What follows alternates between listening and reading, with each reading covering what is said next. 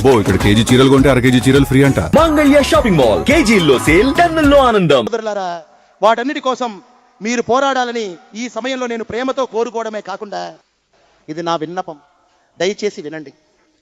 నేను మళ్ళీ చెబుతున్నాను, ఇది అన్నామలై పార్టీనో లేక అన్నామలై సంస్థనో అస్సలు కాదు, ఇది నిజం. అన్నామలైకి కుడి ఎడమ చేతులు లాంటి వాళ్ళు లేరు, అదంతా అబద్ధం. అయ్యా, నేను 11 ఏళ్ల పాటు పోలీస్ ఆఫీసర్గా పనిచేశాను. ఆయన ఆల్కహాలిక్స్ అనానిమస్ గురించి చెప్పారు కదా, మీకు గుర్తుందా? హైదరాబాద్లోని నేషనల్ పోలీస్ అకాడమీలో ఆ ప్రోగ్రామ్కి నేనే ఇన్ఛార్జిని. అప్పుడు ఒక డైరెక్టర్ నన్ను పిలిచి, తమ్ముడు, మన 35 క్లబ్లలో 34 నిండాయి, ఒకటి ఖాళీగా ఉందని చెప్పారు. నేను అదేంటి సార్ అని అడిగాను. ఆయన ఆల్కహాలిక్స్ అనానిమస్ అన్నారు. అంటే ఏంటి సార్ అని అడిగితే తాగే వాళ్ళని మార్చాలి అన్నారు. అమ్మో, ఇంత కష్టమైన పని నాకు ఇస్తున్నారేంటి సార్ అంటే, లేదు నువ్వు చేయగలవు, నువ్వే తీసుకో అన్నారు. అప్పుడు నేను సరే సార్ నేను ఏం చేయాలి అని అడిగాను. మన నేషనల్ పోలీస్ అకాడమీలో చాలా మంది తాగుతారని మీకు తెలుసు. గుర్రపు శాలల్లోని సిబ్బంది, బయటి వాళ్ళు, శివరాంపల్లి చుట్టుపక్కల వాళ్ళు అంతా ఎక్కువగా తాగుతారు. నీ ప్రతి శని ఆదివారాలను దీనికోసం కేటాయిస్తావా అని ఆయన అడిగారు. నేను సార్ సోమవారం నుండి శుక్రవారం వరకు ట్రైనింగ్ చాలా కఠినంగా ఉంటుంది కదా అన్నాను. నాకు విశ్రాంతి దొరికేదే శని ఆదివారాల్లో. ఆ శని ఆదివారాలు కూడా ఆల్కహాలిక్స్ అనానిమస్ కోసం మీరు అడుగుతున్నారని, లేదు అన్నామలై దీన్ని ఒక ఉద్యమంలా నువ్వు నడపాలి అని ఆయన చెప్పారు.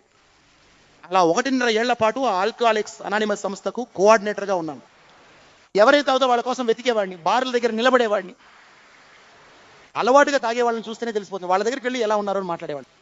రండి, మన ఎన్పి అకాడమీలో ఆదివారం సాయంత్రం 6 గంటలకు అందరం కూర్చుని మాట్లాడుకుందామని చెప్పేవాడిని.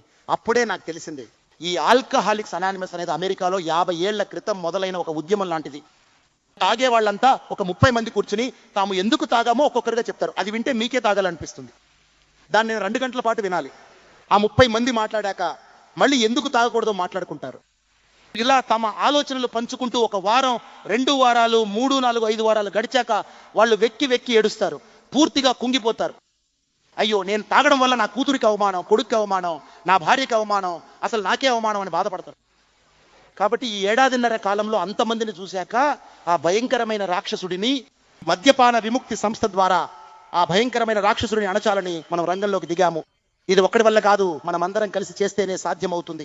అందుకే ఆయన మాట్లాడుతూ చెప్పారు, అన్నామలై అన్న ఆల్కహాలిక్స్ అనానిమస్ లో పనిచేసిన ఫోటోలు ఉన్నాయని, కానీ ఆ పేరు చెప్పకూడదని అన్నారు. నేను ఇప్పుడు ఆ సంస్థలో లేను, అందుకే ఆ పేరు చెబుతున్నాను. అందుకే నా ప్రియమైన వారలారా, ఇది కేవలం అన్నామలై ఉద్యమం అనుకోవద్దు. అన్నామలై ఈ ఉద్యమం మొదలైనప్పుడు నా స్వచ్ఛంద సేవకుల సంఖ్య 900 చిల్లరగా ఉండేది సుమండి. అన్నామలై పార్టీ కాదండి, ఇది మనందరి సొంత పార్టీ. అన్నామలైకి కుడి భుజం, ఎడమ భుజం లాంటి వారు ఎప్పుడు తోడుంటారు. వారు కేవలం కుడి ఎడమ భుజాలు మాత్రమే కాదండి, నాకు సహాయం చేయడానికి వారు ఎప్పుడు నా వెంటే ఉంటారు. అన్నామలై ఒక వర్గానికి, ఒక కులానికి చెందినవాడు, వారికి మాత్రమే ప్రాముఖ్యత ఇస్తాడని అడుగుతారా? లేదండి, వాటన్నింటినీ ఇంట్లోనే పెట్టి తాళం వేసి బయటకు వచ్చాను. పోలీసు యూనిఫామ్ వేసుకున్న ఈ శరీరం కులమతాలకు అతీతంగా నిలబడేటటువంటి శరీరం. ప్రియమైన బంధువులారా, మనం ఎప్పుడూ మనలాగే ఉందాం. నేను అనే అహంకారం ఎప్పుడూ వద్దు. అందుకే మనమంతా నాయకులు, నేను ఒక్కడనే నాయకుడిని అనే మాట మన దగ్గర లేదు. దీన్ని ప్రతి చోట మీరు గుర్తు చేస్తూనే ఉండాలి. ప్రతి చోట మనం ఇది చేయాలి. అద్భుతమైన సామాజిక సేవ చేయాలి. దాని నుండి మంచి నాయకులను తయారు చేయాలి. ఆ మంచి నాయకులను మనం పైకి తీసుకురావాలి. చివరగా ఈ రోజు తమిళనాడులో ఎన్నో సమస్యలు ఉన్నాయి, మనం వాటి పరిష్కారం వైపు వెళ్తాం. ఈ రోజు మనం తీసుకున్న 6 సమస్యల కంటే ముందుకు వెళ్తాం. రాజకీయ పార్టీగా మారినప్పుడు ఆ సమస్యలన్నింటినీ పరిష్కరిస్తాం. ఈ రోజు తమిళనాడును చూడండి, ఒక వ్యక్తి మీద ఉన్న అప్పు, ఒక రేషన్ కార్డు మీద ఉన్న అప్పు 4,44,000, 10 లక్షల కోట్ల అప్పు, 2.25 లక్షల కోట్ల రేషన్ కార్డులు లెక్క వేయండి. ఒక కార్డు మీద 4.25 లక్షల కోట్ల అప్పు ఉంటే బ్రహ్మ దిగొచ్చిన తమిళనాడును కాపాడలేరు. మనం వేరేలా పని చెయ్యాలి, లేదంటే అప్పుల రాష్ట్రంగానే మిగిలిపోతుంది. ఈ ఏడాది డివికే ప్రభుత్వం, నేను చెబుతున్నాను రాసుకోండి, 85,000 కోట్లకు తక్కువ కాకుండానే అప్పు చేయబోతున్నారు. నేను చెప్పేది మీరు రాసుకోండి. వచ్చే ఏడాది కూడా డివికే ప్రభుత్వం 80,000 కోట్లకు తగ్గకుండానే అప్పు చేయబోతున్నారు. డివికే ప్రభుత్వం ముగిసే సమయానికి అప్పు 14 లక్షల నుండి 15 లక్షల కోట్లు ఉండబోతోంది. చూడండి, మనం దానిని సరిదిద్దాలి. మంచి నాయకులను, అనుభవజ్ఞులను తీసుకొచ్చి కూర్చోబెట్టాలి. మన బాధ్యత అక్కడ ఉంది. ఎంతమంది 12వ తరగతి పూర్తి చేసి కళాశాలకు వెళ్తున్నారు? 2020లో 50% మంది కళాశాలకు వెళ్ళేవారు. దేశంలోనే మనది మొదటి స్థానం. 50% మంది ఉన్నత విద్యను అభ్యసించేవారు. ఈరోజు అది 46% పడిపోయింది. ఆ సమస్యను కూడా మనం పరిష్కరించాలి. 2024-25 సంవత్సరంలో ప్రభుత్వ పాఠశాలల్లో 45 లక్షల మంది చదువుకున్నారు.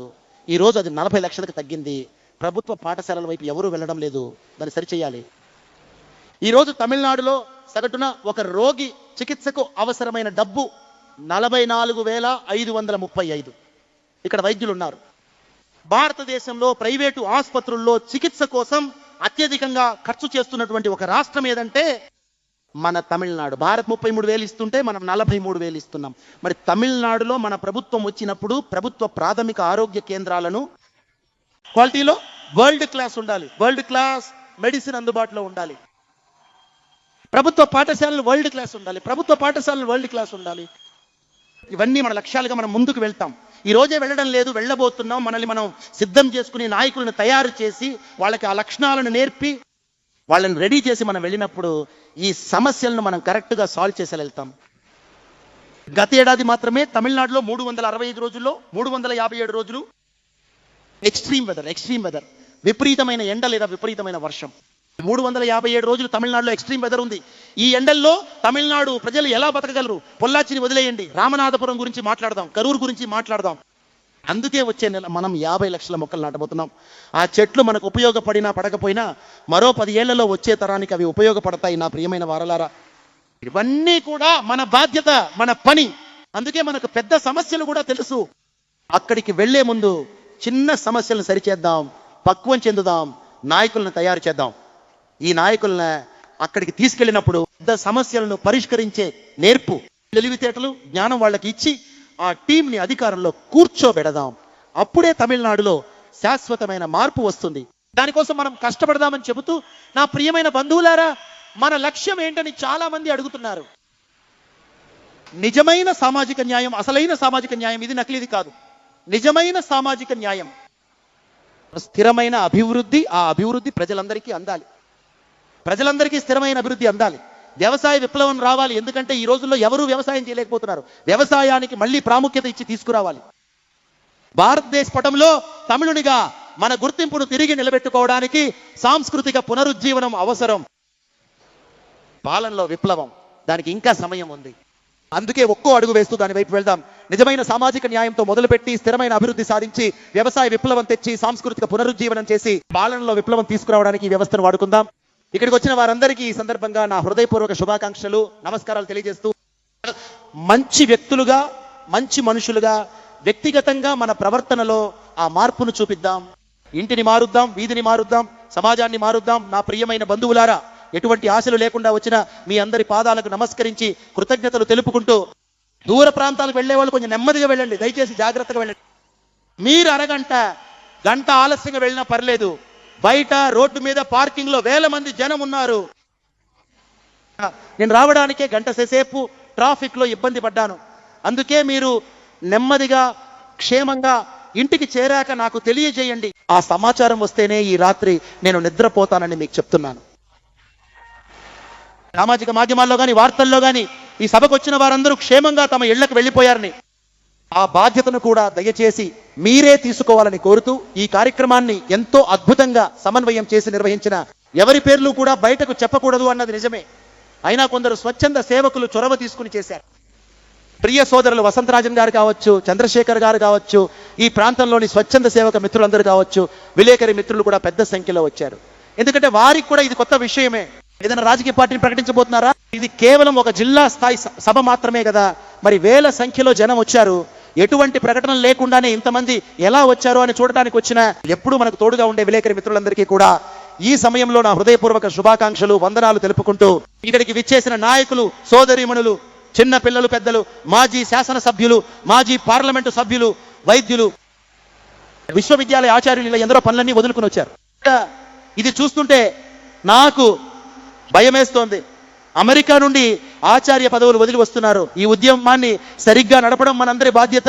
పనిని వదిలేసి సామాన్య మనిషిలా మన దగ్గరకు వస్తున్నప్పుడు అది మనకి ఇంకా భయాన్ని కలిగిస్తోంది.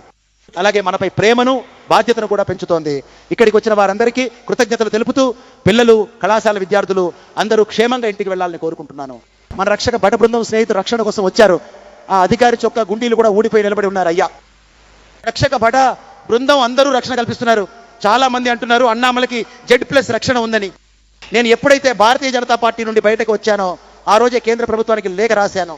నా Z+ రక్షణను వెనక్కి తీసుకోమని కోరుతూ లేఖ పంపాను. అందుకే వాళ్ళు తీయలేదు, నేను వాడట్లేదు. ఎందుకంటే ఒక సామాన్య మనిషిగా అన్ని పనులు చేసినప్పుడు మాత్రమే మీకు నాపై వ్యక్తిగతంగా ఒక నమ్మకం కలుగుతుంది. దానికి నేను ఒక నిదర్శనంగా నిలవాలని అనుకుంటున్నాను. అందుకే అందరికీ మరొకసారి ఈ పంచాయతీలో, ఈ జరుగుతున్న పంచాయతీలో, ఈ సభలో ఆచిపట్టి పంచాయతీ అధ్యక్షుడు వచ్చి చేరారు, ఉపాధ్యక్షుడు కూడా వచ్చి చేరారు, కార్యదర్శి కూడా చేరారు, పక్క పంచాయతీల వారు కూడా అందరూ వచ్చి చేరారు. నేను వారిని కనీసం చూడలేదు కూడా. ఎందుకంటే ఆ సంస్థపై ఉన్న నమ్మకంతో ఎక్కడికి వెళ్ళినా స్థానిక సంస్థల ప్రతినిధులు పెద్ద ఎత్తున వస్తున్నారు. వారికి కూడా కృతజ్ఞతలు తెలుపుతూ మనము అన్ని చోట్ల మన కార్మిక సంఘాల సమాఖ్యను తప్పకుండా ప్రారంభించాలి. ప్రజలందరినీ ఏకం చేయడానికి నా నేల నా ప్రజలు అనే కార్మిక సంఘాల సమాఖ్యను ప్రారంభించాం. తమిళనాడులో ఉన్న ఆత్మీయులందరూ నా నేల నా ప్రజలు కార్మిక సంఘాల సమాఖ్యలో మిమ్మల్ని మీరు భాగస్వాములను చేసుకోండి. ఆటో నడిపే అన్నల నుండి రైల్వే ఉద్యోగుల వరకు అందరూ ఈ సంస్థ యొక్క నా నేల నా ప్రజలు అనే దాంట్లో చేరాలి. ఎన్ మక్కల్ ట్రేడ్ యూనియన్ కౌన్సిల్లో మిమ్మల్ని మీరు జాయిన్ చేసుకోవాలని కోరుకుంటూ నేను మాట్లాడుతుండగానే మన యాప్ లైవ్ అయిపోయింది. విత్ లీడర్ యాప్ ఈ రోజు నుండే ఆండ్రాయిడ్ ఫోన్ లో గూగుల్ ప్లే స్టోర్ నుండి డౌన్లోడ్ చేసుకోవచ్చు. 2 రోజుల్లో యాపిల్ స్టోర్ లో కూడా ఈ యాప్ డౌన్లోడ్ చేసుకోవచ్చు. ఇందులో అన్నీ ఉంటాయి కాబట్టి మీరందరూ దీన్ని డౌన్లోడ్ చేసుకోండి. అందులో మిమ్మల్ని మీరు రిజిస్టర్ చేసుకోండి. మీ లాగిన్ ఐడితో లోపలికి వెళ్తే మీ నియోజకవర్గంలో ఏం జరుగుతోంది, మీ నియోజకవర్గ వాలంటీర్ ఎవరు, మీ నియోజకవర్గంలో ఏదైనా ప్రోగ్రామ్ చేయాలంటే మీరే ఇనిషియేట్ చేయవచ్చు. మీ నియోజకవర్గ స్థాయిలో జరిగే పనులన్నీ మీరే చూసుకోవచ్చు. లేదా జిల్లా స్థాయిలో, రాష్ట్ర స్థాయిలో కూడా చేయవచ్చు. ఆ బాధ్యతను మీకే ఇచ్చాము. ఇక్కడ ఎవరు నాయకులు లేరు. మిమ్మల్ని లీడర్స్ గా మార్చడానికే ఈ డిజిటల్ మీడియా ద్వారా మీకు ఆ అధికారం ఇచ్చాం. ఈ యాప్ను నేరుగా వాడి మీ పని మొదలు పెట్టాలని కోరుతున్నా. ఇక Bharatiya Janata party, DMK, AIADMK ఇలా అన్ని పార్టీల నుండి కూడా, కాంగ్రెస్ పార్టీ నుండి కూడా చాలా మంది వచ్చారు. వేరే పార్టీల నుండి రావడం అనేది అంత సులభమైన విషయం కాదు. మనల్ని పెంచిన ఒక పార్టీ, మనం ఎంతో కాలం ఉన్న ఒక పార్టీ నుండి బయటకు వచ్చి ఒక కొత్త దారిలో వెళ్ళడం అనేది ఎవరికైనా అంత ఈజీ కాదు. అయినా సరే నమ్మకంతో తమిళనాడు కోసం ఈ మార్పు ఖచ్చితంగా వస్తుంది. సమైక్య భారతదేశంలో తమిళనాడును మొదటి స్థానానికి తీసుకురావడానికి ఇది ఎవరికి వ్యతిరేకమైన సంస్థ కాదని చెబుతూ నమ్మకంతో వచ్చిన రాజకీయ పార్టీల మిత్రులందరికీ, ఏ రాజకీయ పార్టీతో సంబంధం లేకుండా వచ్చిన పెద్దలందరికీ, మొదటి తరం గ్రాడ్యుయేట్లకు, రైతు సోదరులకు, అక్కా చెల్లెళ్లకు, తల్లులందరికీ కృతజ్ఞతలు తెలుపుకుంటూ నా ప్రసంగాన్ని ముగిస్తున్నాను. తమిళనాడు వర్ధిల్లాలి, భారతదేశం వెలగాలి అన్నదే మన నినాదం కావాలి. ఒక పెద్ద మార్పు కోసం సిద్ధంగా ఉండండి. ఈ యాప్ని మీరు తీసుకోండి. ఏది ఆశించకుండా ట్రాఫిక్ క్లియర్ చేస్తున్న, టాయిలెట్లు క్లీన్ చేస్తున్న వాలంటీర్ మిత్రులందరికీ మీరే పిచ్చి మొక్కలు తీసి ట్రాఫిక్ సరిచేశారు. మన వాలంటీర్లు ఎలాంటి గొడవలు లేకుండా కష్టపడి పనిచేస్తున్నారు. అందరి పేర్లు చెప్పకుండా వివిధ లీడర్ సంస్థ వాలంటీర్లకు కృతజ్ఞతలు తెలుపుతున్నాను. మన చీఫ్ ఎగ్జిక్యూటివ్ ఆఫీసర్ డాక్టర్ ప్రభా గారు నా స్కూల్ రోజుల్లో నా క్లాస్మేట్. ఆమె చాలా డబ్బు సంపాదించగలిగే డాక్టర్. మేము ఇది మొదలు పెట్టినప్పుడు నేను రాజకీయాల్లో లేను, కానీ 2020లో రాజకీయాల్లోకి రావాల్సి వచ్చింది.